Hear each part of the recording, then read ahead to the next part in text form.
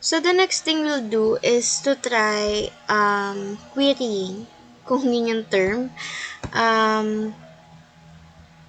Pero before tayong mag-query, kailangan mo natin i-rename itong mga fields, and then we also should check kung ano yung data types nila para hindi magkaroon ng errors mamaya.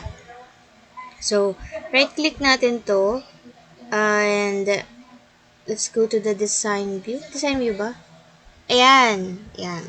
So, mananotice mo, okay, dapat, wait lang. Papakita natin sa datasheet view muna ha. Ito yung mga numbers na to. It's so random, no? 1 yung pangalan ng field niya. This one is Chais. Chais, ano. Field 3, field 4.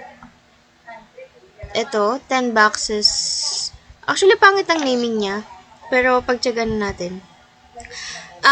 Pagpalagay na lang natin na itong si field 18, papalitan natin yung name niya as price. Ito, gagawin na lang nating ID. Ito, ewan ko. Huwag na natin galawin yan. So, for example, dito, design view ulit. Balik tayo sa design view.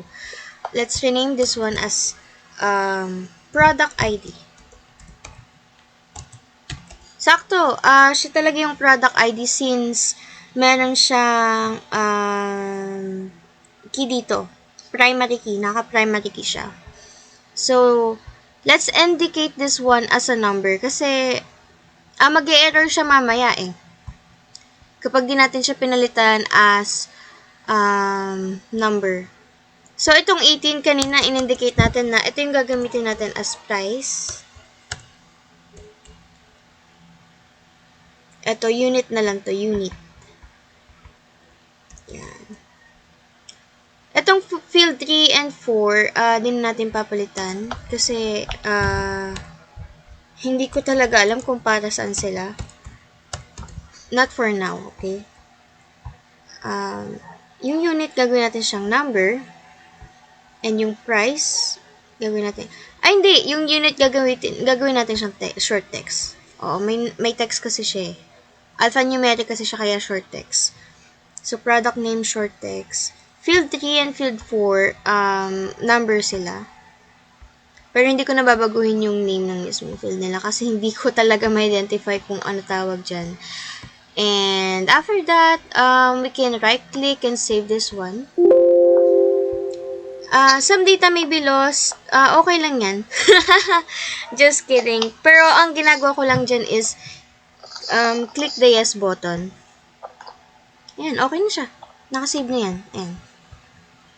Then, we can click this one and i-design view natin siya. Hindi. Datasheet view. Ayan. So, next step is querying na tayo. So, punta tayo dito sa create. Exit ko lang to para from the start natin siya gagawin. No. So, dito tayo sa products.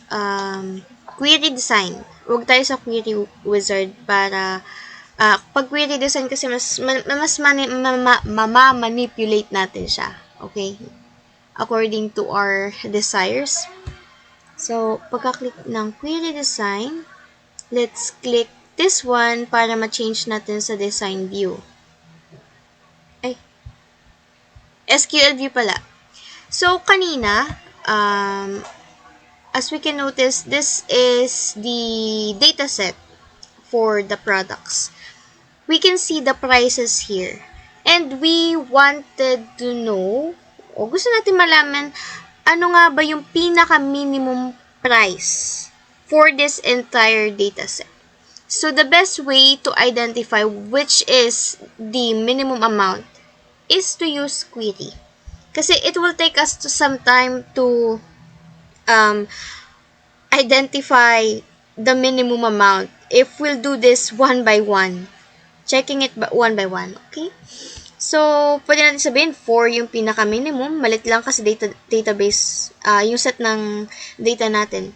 Pero what if it's a million na, or sabihin natin thousands, mahirapan tayong mag-identify. That's the reason why querying is important. Okay, so, ang code dito is select minimum. So, yung i-identify natin na attribute is si price. Minimum price. And then, saan manggagaling? So, itong from, ginagamit siya para i-identify kung ano yung products, kung ano yung table na gagamitin natin, which is the product table in this case. So, once we save this one, pangalan niya is query1, and we change this into datasheet view, lumabas na ang output is C2. Ibig sabihin nito, C2 yung pinaka minimum price sa buong dataset. Okay? Siya yung pinaka minimum price. And then, pwede natin i-change kasi yung name na XPR1000. Pag sinabi natin XPR1000, yan yung pinaka-default name mismo ng, pinaka-default name niya kapag hindi tayo nag-set ng name ng variable. So, in order to change that, alam ko ginagamitan siya ng as. Sige, try muna natin. Ayoko kasing mapahiya eh. I'm not really that good when it comes to SQL, but I'm doing this for the sake of my classmate. So, tapos yung name, for example, is price. Minimum price.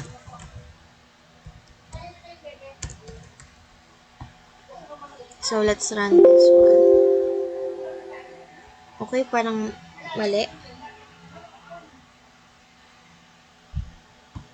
Okay. One word lang. Minimum price. So, ayan na. Nag-change na yung name niya mismo. Ibig sabihin is, we can also manipulate the field name ng mismo ginagawa nating query using the as. Okay, as. Yun na yun. So, next part na tayo.